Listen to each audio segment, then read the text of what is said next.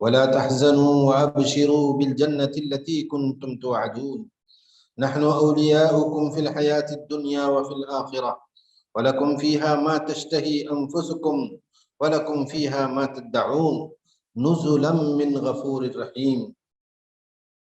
یہ چند آیتیں آپ کے سامنے تلاوت کی گئیں۔ سورہ نمبر 41 پارہ نمبر 24 کی آیتیں ہیں۔ اللہ تعالیٰ فرماتا ہے وقال الذین ان الذین قالوا ربنا اللہ، یقیناً جنہوں نے یہ کہا کہ ہمارا رب پروردگار اللہ ہے، ہمارا رب پروردگار اللہ ہے۔ اب اس میں ربنا اللہ یعنی ہمارا رب اللہ ہے، تو اس میں توحید ربوبیت اور توحید الوہیت دونوں آ گئی۔ ربوبیت ربنا ہمارا رب اللہ ہے، چونکہ ہمارا پروردگار اللہ ہے۔ پروردگار کا معنی رب کے معنی پیدا کرنے والا، مدبر تدبیر کرنے والا، روزی روٹی دینے والا، یہ سب معنی آتے ہیں رب میں۔ ربنا ہمارا رب، جس نے ہم کو پیدا کیا، جو ہم کو روزی روٹی دے رہا ہے، جو ہمارے معاملات کی تدبیر کر رہا ہے، جو ہمارا مالک ہے، یہ بھی آتا ہے مالک، خالق اور رازق اور مدبر، چار معنی ہوتے ہیں ربنا کے۔ جو ہمارا مالک ہے، جو ہمارا خالق ہے، جو ہمارا مدبر ہے اور جو ہمارا رازق ہے۔ تو ہمارا رب، اس کو کہتے ہیں رب۔ اچھا، چونکہ ہمارا رب ہمارا پروردگار بھی ہے، خالق بھی ہے، رازق بھی ہے، مالک بھی ہے، اس لیے ہم اسی کی عبادت کرتے ہیں۔ اللہ بھی ہمارا وہی ہے، یہ مطلب ہوتا ہے۔ تو اس سے بات معلوم ہوئی کہ ربوبیت الگ ہے، الوہیت الگ ہے۔ ربوبیت کا تعلق مومن کے عقیدہ رکھنا، جاننا، ماننا، یعنی میرا رب میرا پیدا کرنے والا اللہ ہے، میرا پیدا کرنے والا رب میرا پیدا کرنے والا ہے، رب میرا مالک ہے، رب میرا مدبر ہے، رب میرا رازق ہے، یہ عقیدہ رکھنا، اس کو بولتے ہیں ربوبیت۔ یہ جو عقیدہ ہے یہ مکے کے مشرکین بھی رکھتے تھے، ایسا عقیدہ مکے کے مشرکین بھی یہ عقیدہ رکھتے تھے۔ اب یہ عقیدے کے بعد اب آتے ہیں پریکٹیکل لائف میں، پریکٹیکل زندگی میں، عملی زندگی میں ایک اللہ کے خالص عبادت کرنا اور اس کے ساتھ کسی کو شریک نہ بنانا، اس کو بولتے ہیں اللہ کو ماننا۔ اللہ کو مانتا ہے، جانتا ہے، مانتا ہے، عقیدہ رکھتا ہے اور عمل کرتا ہے۔ تو الوہیت اور ربوبیت دونوں الگ الگ ہے، توحید ربوبیت اور توحید الوہیت۔ توحید ربوبیت سے توحید الوہیت لازم آتی ہے اور توحید الوہیت سے توحید ربوبیت بھی لازم آتی ہے۔ تو مکے کے مشرکین اللہ کو رب مانتے تھے، مکے کے مشرکین رب مانتے تھے، خالق مانتے تھے، مدبر مانتے تھے، رازق مانتے تھے، لیکن پریکٹیکل لائف میں آ کے جو ہے کیا کرتے تھے؟ 360 بتوں کی عبادت کرتے تھے۔ پریکٹیکل لائف میں آ کر جو کہ کعبۃ اللہ میں جو بت رکھے ہوئے تھے ان کی عبادت کرتے تھے۔ تو اس کو کہتے ہیں جب عبادت ان کی کرتے تھے یعنی اللہ کے ساتھ شرک کرتے ہیں، اس کو شرک کہتے ہیں۔ تو بہرحال ان الذین قالوا ربنا اللہ، یقیناً جن لوگوں نے یہ کہا ہے کہ ہمارا رب اللہ ہے، یعنی ربوبیت کو بھی مانتے ہیں اور الوہیت کو بھی مانتے ہیں اور عقیدہ رکھتے ہیں، ثم استقاموا، ظاہر بات ہے جب ربوبیت کو بھی مانتے ہیں، الوہیت کو مانتے ہیں، تو اللہ کو اللہ ماننا اور اس کی صفات کو بھی ماننا، ذات کو بھی ماننا، صفات کو بھی ماننا۔ تو اللہ کی صفات یعنی توحید الاسماء والصفات، ناموں کو اور صفات کو بھی، تو تینوں توحیدیں آ گئیں، ربوبیت، الوہیت، توحید الاسماء والصفات۔ تو جو لوگ ان تینوں توحیدوں پر کو جانتے ہیں، مانتے ہیں، عقیدہ رکھتے ہیں اور اس پر عمل بھی کرتے ہیں۔ ایک ہے یہاں قالو، جنہوں نے کہا کا مطلب کیا ہے؟ آدمی جب کوئی بات کہتا ہے تو اس کی زبان کا تعلق کس سے ہوتا ہے؟ دل سے ہوتا ہے، زبان کا تعلق دل سے ہوتا ہے۔ دل میں جو بات ہوتی ہے وہ زبان پر آتی ہے۔ اللہ تعالیٰ منافقوں کے بارے میں فرماتا ہے یقولون بألسنتهم ما ليس في قلوبهم، یعنی وہ اپنی زبانوں سے ایسی بات کہتے ہیں جو ان کے دل میں نہیں ہے۔ تو دل میں جب بات ہوتی ہے تو ہی زبان میں آتی، زبان پر آتی ہے، تو دل کی بات زبان پر آتی ہے، اور دل کا یقین ہاتھ پیر میں کام کرتا ہے۔ یہ تین چیزیں ہیں، تین چیزیں ہیں۔ یہ صرف دین کے بارے میں بھی نہیں ہے، ہر چیز کے بارے میں ہے یہ چیز۔ اب جیسے مثال کے طور پر ایک شخص کسی کمپنی میں کام کر رہا ہے، ایگریمنٹ لکھ کے آیا کہ میں کل سے آؤں گا، بولا کل سے آؤں گا، تو جو بولا ہے اس کا یقین دل میں ہے، اور آؤں گا بول کے بولا، دوسرے دن سے نہیں جا رہا ہے، تو کیا مطلب؟ یعنی اس کا ہاتھ پیر اس کے دل کا ساتھ نہیں دے رہا ہے، اور اس کا دل زبان کا ساتھ نہیں دے رہی ہے۔ یہ مطلب ہوتا ہے دل خالی صرف زبان سے بولا ہے، لیکن دل کے یقین سے وہ کام نہیں کر رہا ہے، اور ہاتھ پیر سے وہ عمل نہیں کر رہا ہے۔ بالکل اسی طرح اس کا تعلق ہر کام سے ہے، انسان کے ہر کام سے، دنیاوی کام سے، اخروی کام سے، اچھے کام سے بھی اور برے کام سے بھی۔ آدمی جب کوئی بھی کام کرتا ہے، نیکی کا یا برائی کا، تینوں چیزوں سے کرتا ہے، زبان سے، دل سے اور ہاتھ پیر سے کرتا ہے۔ تو ان الذین قالوا ربنا اللہ، جنہوں نے کہا کہ ہمارا رب اللہ ہے، ثم استقاموا، پھر اس پر مستقیم رہے، یعنی اس پر ثابت قدم رہے اور اسی پر قائم رہنے۔ قائم رہنے کا مطلب کیا ہے؟ قائم رہنے کا مطلب یہ ہے کہ جیسا کہ میں نے کل بتایا تھا کہ لا الہ الا اللہ کی شرطیں ہیں۔ لا الہ کے معنی کو جاننا، سب سے پہلے نالج لینا لا الہ، کیونکہ جو شخص نالج دے گا وہی شخص جنت میں جائے گا، جاہل جنت میں نہیں جائے گا۔ دنیا میں ہر چیز کا فائدہ کس کی بنیاد کے، کون سے بیس پر؟ نالج کے بیس پر ہے۔ آپ پیسہ بھی کما رہے ہیں نالج کے بیس پر، کپڑا خرید رہے ہیں نالج کے بیس پر، آپ کپڑے کی دکان میں جاتے ہیں، کون سا کپڑا پہچانتے ہیں؟ آپ کو نالج ہے، اسی لیے تو آپ اچھا کپڑا بہترین کپڑا خریدتے ہیں۔ تو ہر چیز کا فائدہ انسان فائدہ اٹھاتا ہے تو نالج کی بیس پر اٹھاتا ہے۔ بالکل اسی طرح اگر کلمہ لا الہ الا اللہ کا فائدہ اٹھانا ہے اور جنت میں داخل ہونا ہے تو کلمہ لا الہ کی بیسک نالج لینا پڑے گا۔ جو نالج نہیں لیتا ہے وہ جاہل ہے، جاہل جنت میں نہیں جائے گا۔ اب نالج لینے کے بعد جو نالج لیا ہے اس کے اوپر یقین آنا، یقین بھی رکھنا۔ اگر لیے ہوئی نالج پر یقین نہیں رکھا تو اس کو بولتے شکی جنت میں نہیں جائے گا۔ اچھا، نالج بھی لے لیا، یقین بھی ہے، تو یقین بھی ہے، نالج بھی لے لیا، تو اس کو قبول کرنا، دل و جان سے قبول کرنا، یعنی اس کے تقاضوں کو، اس کے ڈیمانڈز کو۔ کمپنی میں جا کے جو ہے اگریمنٹ بھی کر دیا، بول بھی دیا، نالج بھی لیا کمپنی کے بارے میں، پوری نالج لے لیا، نالج لے کے اگریمنٹ بھی کر دیا، یقین بھی ہے کہ وہ کمپنی بہت اچھی ہے، لیکن جاتا نہیں ہے، قبول نہیں کر رہا ہے، جاتا نہیں کمپنی کو کمانے کے لیے، کام کے لیے جاتا نہیں ہے، قبول نہیں، کمپنی قبول نہیں، اسی لیے تو نہیں جاتا ہے۔ تو یہ ساری شرطیں جو خیر میں کل اچھی طرح اس کو سمجھا چکا ہوں شرطوں کو۔ تو ان الذین قالوا ربنا اللہ ثم استقاموا، پھر اس پر جمے رہے، قائم رہے، تو یہ تتنزل، نتیجہ کیا نکلتا ہے؟ تتنزل علیہم الملائکہ، ان کے پاس فرشتے آتے ہیں، اترتے ہیں، فرشتے اترتے ہیں، یہ کہتے ہوئے اترتے ہیں، فرشتے اترتے ہیں اور یہ کہتے ہوئے آتے ہیں کہ تم کچھ بھی اندیشہ اور غم نہ کرو، تم غم نہ کرو اور ڈرو مت۔ یعنی مطلب یہ کہ کب آتے ہیں؟ سوال یہ ہے کہ تتنزل علیہم الملائکہ، فرشتے ایسے مومن پر اترتے ہیں، ایسے مومن کے پاس آتے ہیں۔ مفسرین کہتے ہیں کہ کب آتے ہیں؟ کب آتے ہیں؟ روح جب قبض کی جاتی ہے جب آتے ہیں، خبر میں جب خبر میں رکھ دیا جاتا ہے جنازے کو جب آتے ہیں، قبر سے دوبارہ بعث و نشر، قیامت جب قائم ہوتی ہے تو قیامت کے تمام مراحل میں، یعنی قیامت میں خبر سے زندہ اٹھائے جانا، پھر جو ہے حشر کے میدان میں رہنا، پھر جو ہے ترازو کا طور اعمال نامہ سیدھے ہاتھ میں بائیں ہاتھ میں لینا، اعمال کا ترازو کے طور، ہر موقع پر فرشتے ان کا ساتھ دیتے ہیں۔ پل صراط پار کرنا، پل صراط پار کرا کر آخر مرحلہ پل صراط پار کرا کے جنت میں پہنچانے تک یہ فرشتے رہتے ہیں۔ تو تتنزل علیہم الملائکہ، تو فرشتے ان پر اترتے ہیں، ان کے پاس آتے ہیں، آ کر کیا کہتے ہیں؟ اللہ تخافوا ولا تحزنوا، یعنی تم اندیشہ مت کرو اور غم نہ کرو۔ یعنی اندیشہ، یعنی غم کس کو بولتے ہیں؟ پچھلے چیز کو غم بولتے ہیں۔ ڈر کس کو بولتے ہیں؟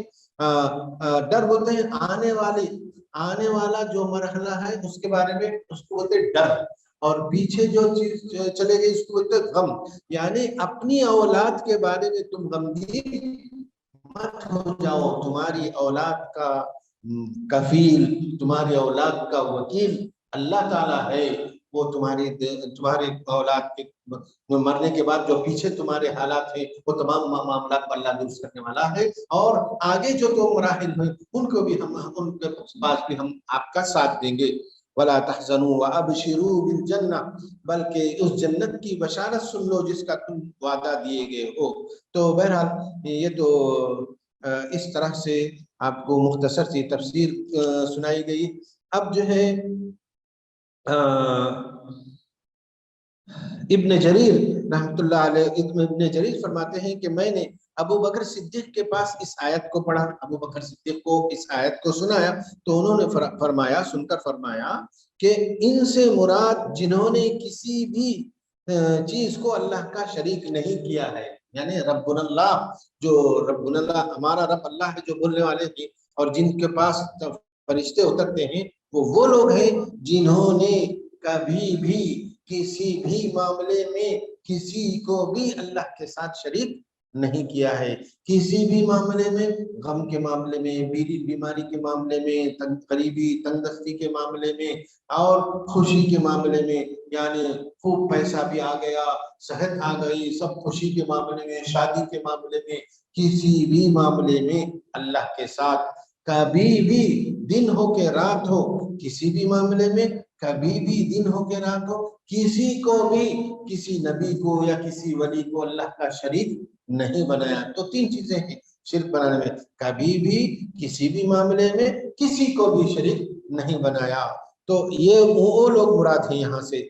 اچھا، ابو ہریرہ ابن جریر ایک اور روایت کرتے ہیں کہ ابو بکر انہوں نے کہا کہ اس ذات کے سوا کسی اور معبود کی طرف توجہ نہیں کی.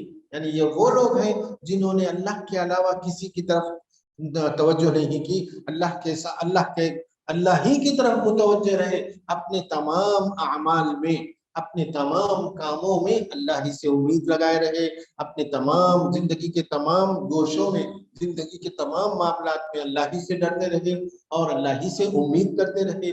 بیماری میں، خوف میں، ڈر میں، خوشی میں، غم میں، ہر حالت میں.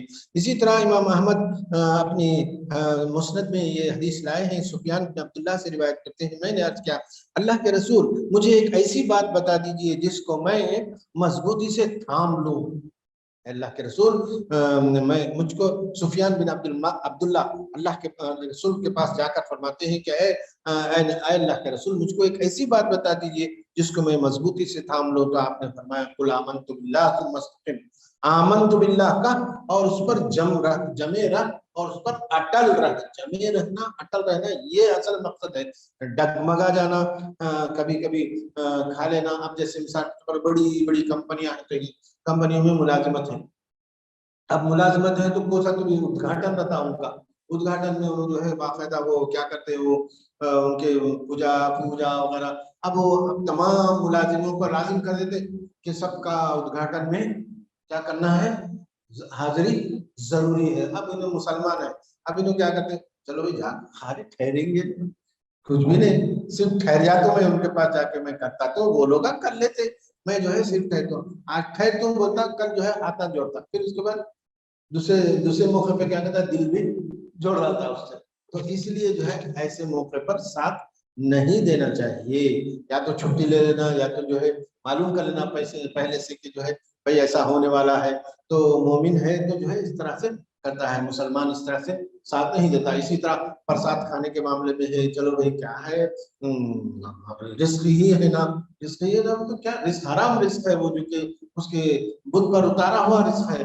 تو نہیں، ایسا بہت سارے لوگ، شیطان جو ہے دھوکہ دیتا، ایسا بہانے بناتا، کیا ہے کھانے کی چیز ہے نا، یہ کیا ہوا، کھا لی تو کیا ہوا، ایسا بولتا. تو اس میں کیا، یہ سب چیزیں غلط ہے. اللہ کے نبی رسول اللہ صلی اللہ علیہ وسلم کے ایک حدیث جس میں آتی ہے کہ مجھ کو یاد آ رہی ہے کہ ایک بہت بڑا بت خانہ تھا، اس کے بت خانے کے پاس سے دو آدمی گزر رہے تھے. تو بدھ کا پجاری آ کر دونوں کو پکڑ لیا, پکڑ کر کہا کہ یہاں سامنے سے گزرنا ہے تو بدھ کا کچھ بلی دینا, قربانی دینا. تو پہلے نے کہا کہ میرے پاس کچھ قربانی نہیں ہے, کیا بھی نہیں, میں کچھ ہے ہی نہیں میرے پاس, تو کیا پیش کروں میں بدھ کو قربانی, بلی کیا دو. تو اس نے کہا مکھی بھی اگر ہے تو مکھی پکڑا اور مکھی قربانی دے دیا. تو ایسا شخص جو ہے جہنم میں چلا گیا. دوسرے شخص کو بولا کہ بھائی تو بھی قربانی دے, جیسا تیرے دوست نے کہا, تو اس نے کہا میں ہرگز قربانی نہیں دوں گا, مکھی تک بھی میں قربانی نہیں دوں گا. تو اس کو اس نے قتل کر دیا اور وہ جنت میں پہنچا. تو مطلب یہ ہے کہ لا الہ الا اللہ کہنے کے بعد اس کی شرطوں پر جمے رہنا ہے اور اس کے تقاضوں کو پورا کرنا ہے. خیر, تتنزل علیہم الملائکہ. اسی طرح اچھا اس حدیث کو میں پورا کرتا ہوں. قل آمنت باللہ ثم استقم, آمنت باللہ کہو پھر اس پر جمے رہو. پھر میں نے فرمایا کہ آپ میرے بارے میں کس چیز کے بارے میں ڈر رہے ہیں. صحابی پوچھ رہے ہیں نبی صلی اللہ علیہ وسلم کو کہ آپ کو میرے بارے میں کس چیز کا خوف ہے, یعنی میں کس گناہ میں مبتلا ہو سکتا ہوں آپ کے اندازے سے, آپ کے خیال میں. تو آپ صلی اللہ علیہ وسلم نے فرمایا وہ اس کو مجھ کو روکیے, اس کے بارے میں مجھ کو فرمائیے. تو آپ نے اپنی زبان کے کنارے کو پکڑ کر فرمایا ہاذا, یعنی زبان یہ جو ہے نا اس کو تم روکے رکھو, یعنی اس سے تم گالی گلوچ بند کرو, اس سے تم گناہ نہ کرو, اپنی زبان کو روکے رکھو. یہ آپ صلی اللہ علیہ وسلم نے مجھ کو نصیحت کی. خیر, اس کے بعد تتنزل علیہم الملائکہ. مجاہد, سدی, زید بن اسلم, یہ سب لوگ یہ فرماتے ہیں کہ فرشتے کب اترتے ہیں؟ موت کے وقت فرشتے اترتے ہیں. کہتے ہیں اللہ تخافو, آخرت کے جتنے بھی مرحلے ہیں ان کے بارے میں کچھ ڈرو نہیں. ولا تحزنوا, اور پیچھے اپنی اولاد کے بارے میں, اور اپنا آپ اگر کوئی خرچ چھوڑ کر گئے ہیں آپ تو خرچ کے بارے میں بھی ڈرنے کی کوئی ضرورت نہیں. تمہاری اولاد اس خرچ کو پورا کر دے گی. اللہ تعالیٰ اسباب بنا دیں گے, ایسے اسباب بنا دیں گے کہ تمہاری اولاد تمہارا خرچ چکا دے گی. اس طرح سے اسی طرح وَأَبْشِرُوا بِالْجَنَّةِ. کیوں؟ اس لیے کہ جو ہے ہم تمہارے نائب ہیں. فرشتے کہتے ہیں ہم تمہارے نائب ہیں, یعنی تمہارے تمام معاملات کی دیکھ بھال کرنے والے ہیں, دنیا میں بھی اور آخرت میں بھی. نحن اولیاؤکم تنزل علیہم الملائکہ اللہ تخافوا ولا تحزنوا وابشروا بالجنۃ التي کنتم توعدون, اور تم خوشی مناؤ اس جنت کی جس کا تم سے وعدہ کیا گیا ہے. یعنی اب یہاں سے تم جنت میں داخل ہو جاؤ گے, شر کا خاتمہ ہو گیا, اب یہاں سے تمہاری جھولی میں خیر ہی خیر آئے گا, خیر ہی خیر دیکھیں گے. برا بن عازب کہتے ہیں کہ الملائکہ قالو, جب فرشتے آتے ہیں مومن کی روح نکالنے کے لیے, یہ کہتے ہیں اخرجی ایتها النفس المطمئنہ, اے مطمئن روح نکل. مطمئنہ کے معنی کیا؟ اللہ کے حکموں پر اطمینان رکھنے والی. سب سے پہلے تو یقین, یہ اطمینان کی کیفیت ہوتی ہے, دل کی کیفیتوں میں سے کیفیت ہے اطمینان اور رضامندی. آدمی جب کسی کمپنی میں کام کرتا ہے, کیا بھائی کیسے آپ کمپنی, نہیں بھائی میں کمپنی سے راضی ہوں, کمپنی مجھ سے راضی ہے, بولتا نہیں. شرکے میں کام کرتا تو کمپنی سے میں راضی ہوں, فیسلٹی, بینیفٹ, بونس ہے, ماشاءاللہ بہت اچھی کمپنی ہے, میں مطمئن ہوں, راضی ہوں. تو مطمئن ہونا, راضی ہونا, یہ دل کی کیفیت ہے. تو اللہ کے حکموں سے بھی اور اللہ کے نبی رسول اللہ صلی اللہ علیہ وسلم کے حکموں سے بھی اطمینان کا دل میں حاصل ہونا اور رضامندی کا دل میں حاصل ہونا یہ بھی ضروری ہے. تو اس کے لیے کیا ہے, اس کے لیے جو ہے آپ اپنے آپ کو تربیت سے جوڑے رکھیں. جیسا کہ میں اس سے پہلے بھی بتایا ہوں, لا الہ الا اللہ, اس کے لیے قربانی, تربیت, نشانہ پورا کرنا. اور اس کے بعد ایک تو عمر بھر کی تربیت, اور دوسرے ہے ڈیلی کی تربیت. ڈیلی کی تربیت 5 وقت کی نماز, اور ایک ہے سالانہ کی تربیت. سالانہ کی تربیت کیا ہے بھائی؟ روزہ سالانہ, سال بھر میں ایک تربیت. اسی طرح مال کی تربیت, زکات دینا. اسی طرح بدن کی اور مال کی اور سب کی تربیت حج میں ہوتی ہے. حج میں تو مومن تمام اعمال کو ادا کر کے, اللہ کے لیے ادا کر کے رضامندی اور اطمینان کی کیفیت حاصل کرتا ہے. تو کہتا ہے کہ فرشتے کہیں گے اے مطمئن, کانت فی الجسد الطیب کنت تعمرینہ اخرجی الى روح وریحان ورب غیر غضبان. اے مطمئن روح نکل جا، کیونکہ تو پاک جسم میں تھی، پاک جسم میں تھی، یعنی تیرے اعمال سب پاک تھے، تو پاک جسم میں تھی۔ اب اس پاک جسم سے نکل کر روح و ریحان یعنی جنت کی نعمتوں کی طرف نکل جا، اور تیرا رب تجھ سے غضبان نہیں ہے۔ اچھا، امام ابن ابی حاتم زید بن اسلم سے روایت کرتے ہیں کہ موت کے وقت خبر میں خوشخبری دیں گے، اور بعث کے وقت بھی یعنی دوبارہ زندہ اٹھائے جانے کے وقت بھی، اس کے بعد یہ فرشتے کہیں گے نحن اولیاؤکم فی الحیات الدنیا، ہم دنیا میں بھی تمہارے دوست اور آخرت میں بھی تمہارے دوست رہیں گے۔ بہت بڑی بات ہے۔ ہم آج جو ہے کوئی بھی کسی منسٹر کا پی اے بن گیا تو دیکھ لیتا رہتا،